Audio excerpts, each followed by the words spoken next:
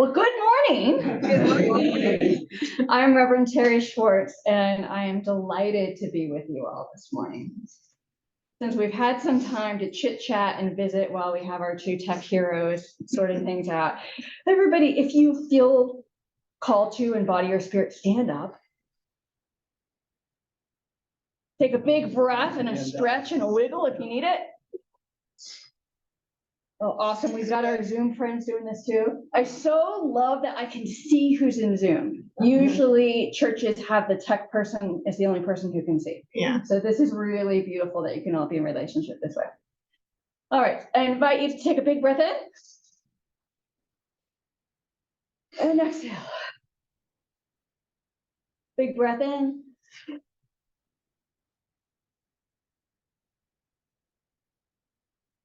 All right. You may be seated.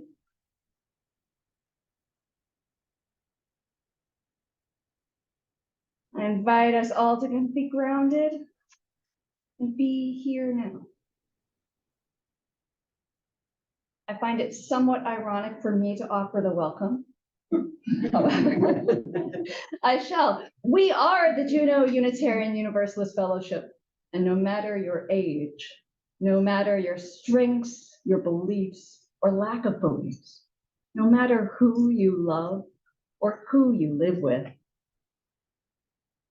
whether we have congregations, founders, first-time visitors, we welcome you here to this community. The mission of the Juneau Unitarian Universalist Fellowship is to be a spiritual home for all people who are engaged in a search for truth and meaning. And we are glad that you are here. And I'm personally glad that you are all here. And I am glad to be here. And thank you for your kind welcome to me.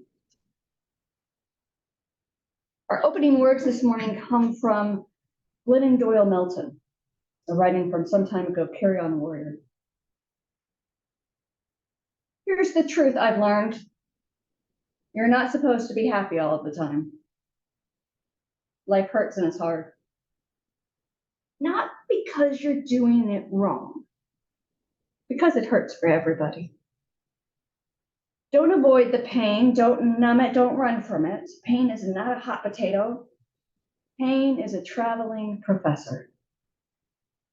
All the wisdom and courage you need to become the person you are meant to be is inside your pain. Be still with it. Let the pain come. Let it go. Let it leave you with the fuel you'll burn to get your work done on this earth. I'll light this chalice with these words from my colleague, Maureen Caloran. For every time we make a mistake and we decide to start again, we light this chalice. For every time we are lonely and we let someone be our friend, we light this chalice. For every time we are disappointed and we choose hope, we light this chalice.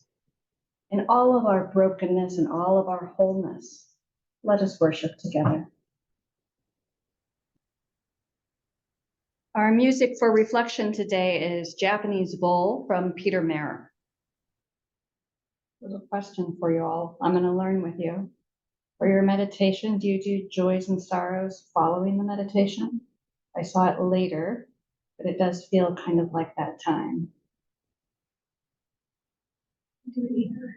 Okay, well, I'll offer some words for meditation and then invite you to a period of silence and then invite you to share whatever joys or concerns are on your heart. For What Binds Us by poet Jane Hirschfield. There are names for what binds us. Strong forces, weak forces. Look around. You can see them. The skin that forms in a half-empty cup, nails rusting into the places they join. Joints dovetailed on their own weight.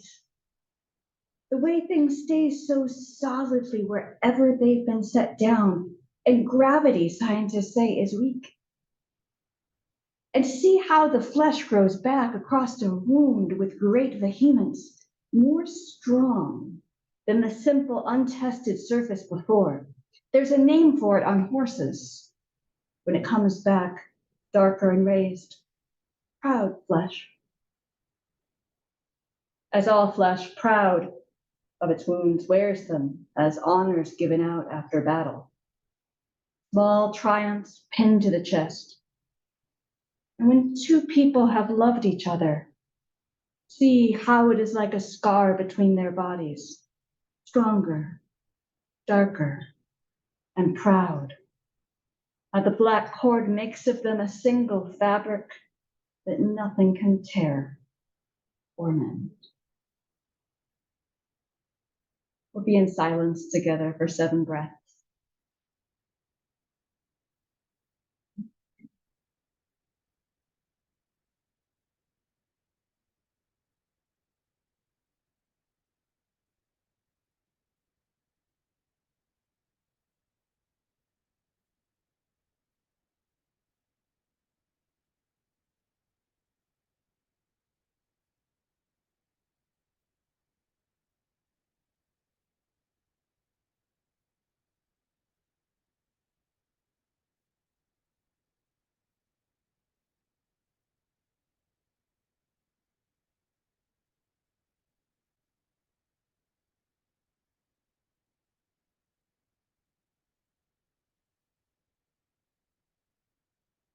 Part of what it means to be in religious community is to share our joys, our sorrows, our concerns with one another, that we don't have to bear them alone. And when we do this week after week, we have a window and a portal into one another's lives that we may be stronger together than we ever could be alone. In that spirit, if you feel so moved, I invite you to share a joy or concern and place the stone in the bowl, come up to the altar. Or if you feel more comfortable staying seated, please do so when there's a moment that calls you forward. I'll share my joy and gratitude to be welcomed into your community for this service and in these next 10 days together and via Zoom over the course of this year. I really look forward to getting to know you as we continue on together, both individually and collectively. May this be a fruitful and generative time for us. I'll add one last stone for the joys or concerns or sorrows that remain in the silence of our hearts.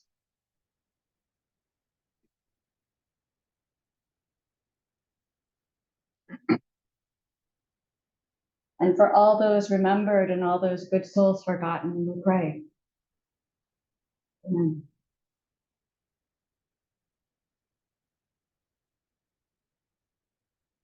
Once, there was a woman who met a new friend at church. I know that's an unbelievable thing to each of you. Not unlike you or me. And they went to the park for a play date for their kids. And they sat on the bench. How are you? Fine. The woman suspected her new friend was having trouble with her marriage. They never talked about this. They talked about more important things like soccer practice. The woman was frustrated. She thought of all the time in her life where she built protective layers between her broken heart and the world. And she realized she was sitting on the bench, but she wasn't really sitting with her friend at all. There were too many stories of their perfect lives, and it suddenly felt ridiculous. She thought, what if I walked into the battlefields of life naked? What if I put down my guns? Would she do the same? She thought she could, and so she did. Listen, I want you to know, I'm a recovering drug, alcohol, and food addict. I've been arrested because of those things. Craig and I accidentally got pregnant and we got married. We love each other madly, but I'm terrified that our issues with sex and anger will screw things up. I snap at customer service people and my kids and my husband regularly. I feel sad and worried when good things happen to other people. Now I'm dealing with postpartum depression and just want my kids to leave me alone. My son brought me a note the other day that said, "I hope mommy is nice today." It's depressing and scary, and I don't know if this feeling will ever go away. Maybe I just can't handle this, and I wanted to let you know. Her friend looked at her for a long time. She wondered if she'd called 911 or their minister. But then the tears started to flow. She told her everything. She decided she wanted help and love more than she wanted to seem perfect. A deep friendship grew, and the woman saw her friend through many tough times and eventually thrived. She got to see the truth, and it set a family free. That is a story from Glennon Doyle Melton, and she started her truth-telling way back when with her blog Momastery, which gained a huge audience. Now, a famous rabbi once said, "The truth will set you free." The trouble is truth, whether we like it or not. And the truth is we will all break in life. I've had many orthopedic surgeries over the years. I have a connective tissue disorder. I've had 5 joint replacements, many other orthopedic surgeries. So I have spent a lot of time in physical therapist's office. I love physical therapists. And I also like PT because there's a sense of community there. We have no illusions. We all have an injury. We're all broken in some way, shape, or form, and it's actually quantifiable and diagnosable and often can be seen with an imaging device. Now, physical therapy can also be a pain in the butt.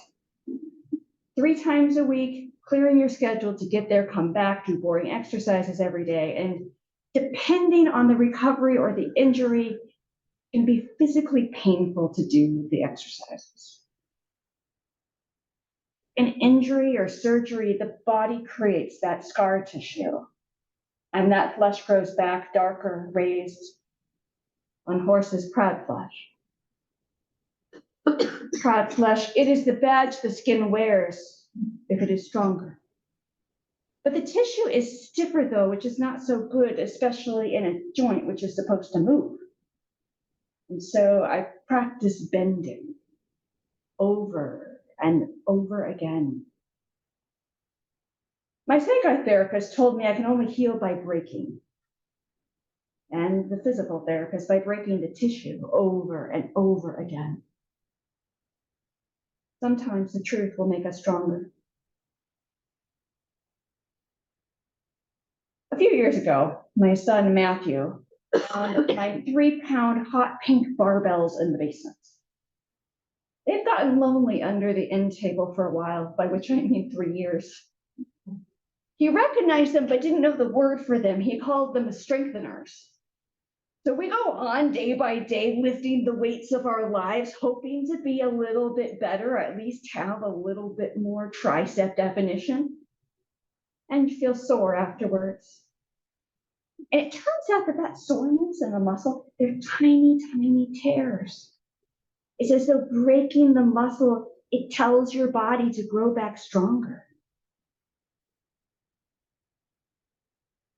Brokenness is a recurring theme in Judaism as we enter into the high holy days of that tradition and our gracious hosts of this space. The new year, as of last night, starts with the sound of the shofar, a broken note.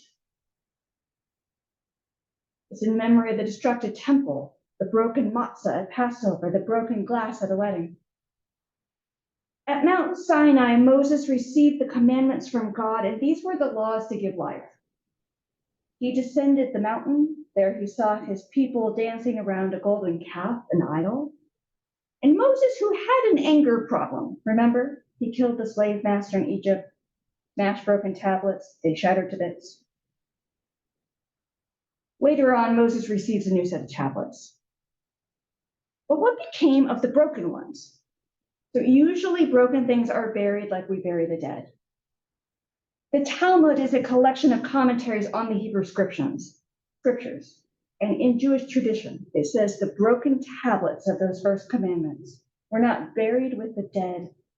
The broken pieces remained precious. And so they were placed in the most precious place of all, a sacred place in the Ark of the Covenant, alongside the intact commandments. And they remained safe as the nation of Israel wandered through the wilderness. Mystical Judaism teaches the Ark of the Covenant is a symbol of the human heart. And there, in our hearts, brokenness and wholeness live side by side, and we carry them wherever we go. The Hasidic rabbi Menachem Mendel of Kotz says there's nothing more whole than a broken heart. There is nothing more whole than a broken heart. Some time ago, I heard Lutheran pastor and ultimately a Universalist theologically, the Reverend Nadia Bolz-Weber, preach. And she asked this large congregation at this Why Christian conference, hundreds of us in this huge sanctuary in Chicago, you know how you have your real self and then you have your ideal self? Like, here I am, but there's this other version of me, the one that's taller, 10 pounds thinner, has less cellulite, no road rage, and doesn't play so many stupid video games on her phone, and keeps up with her taxes through the year. Real self, just filed for my extension, sent it to the accountant. And here we are, all dancing around the idols of our perfection, a golden calf. I have heard it said we are only sick as our secrets, and that you can't hate yourself into becoming the person you want to be. It's the brokenness where we find wholeness. It's our ragged edges that make us beautiful.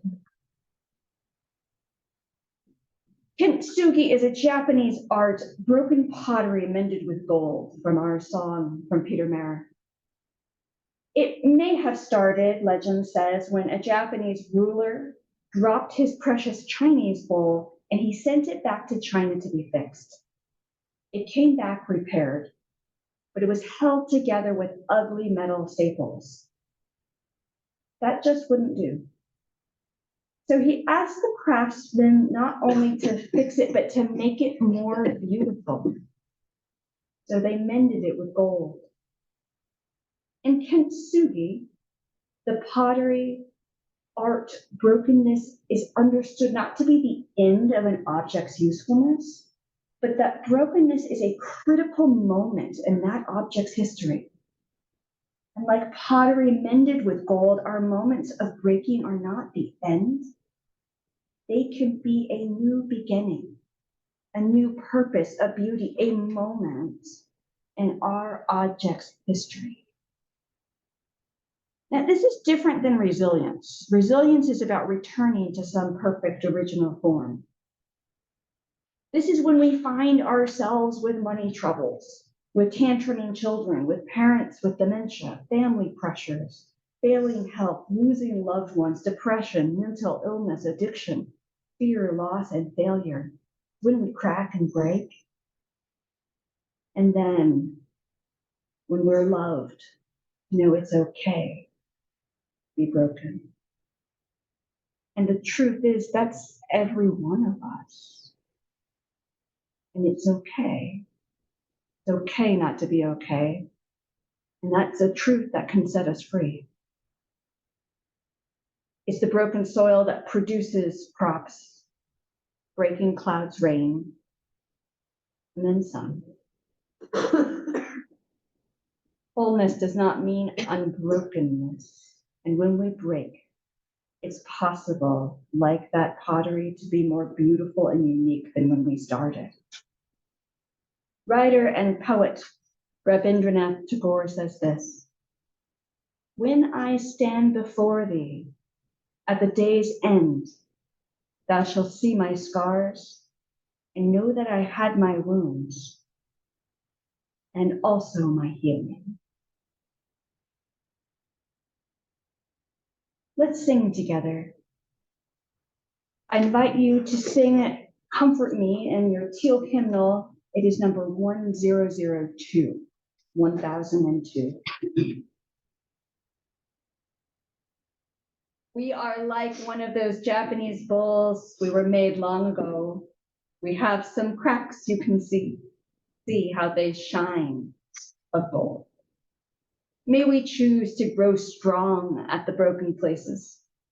And all mending starts somewhere. And may this be a community and a circle of mending and beauty. May it start here.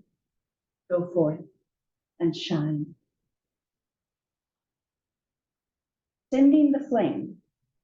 Tell me, is that extinguishing a chalice? Can I make a couple of announcements real quick? Please. Just wanted to say, after service today, we'll be having a coffee hour with tea and cocoa and coffee and treats. So please stay and socialize. And then this week, on Wednesday, Reverend Teri, Kim, and Jetta will be on the radio on Juneau afternoon, on Wednesday afternoon at 3. And then Thursday evening at the Mendenhall Library at 6:30, we're going to have what is UU?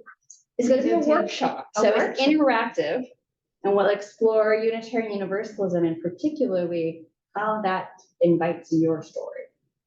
Great. So an interactive workshop at the library. So please tell your friends to come and check us out. And then next week, back here with Reverend Teri again. Yay! Thank you. Followed by a potluck next week. Oh yeah, followed by a potluck next week. So bring your yummy food.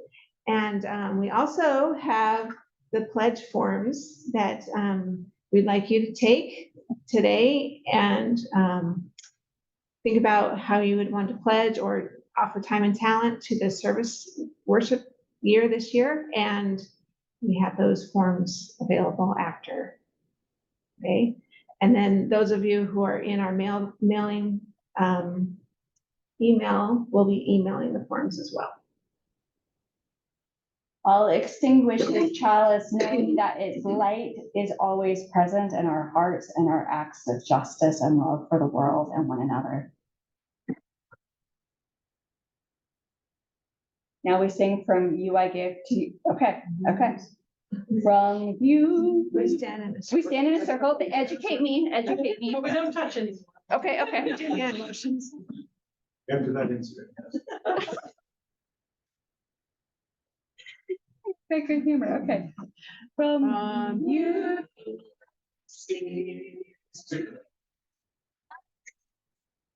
Together. And from this sea, from you, see,